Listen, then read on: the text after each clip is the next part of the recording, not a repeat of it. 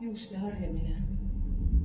Üldse, peanaha puudutamine on väga erootiline.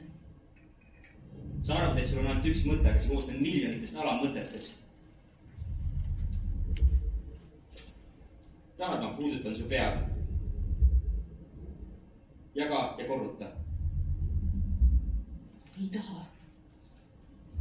Ma ei taha, et mees minu peanahka puudutaks.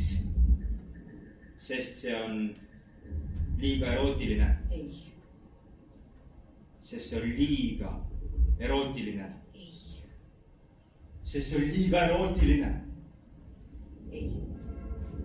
Vastupidi, sest see ei ole absoluutselt erootiline. Mis siis on erootiline?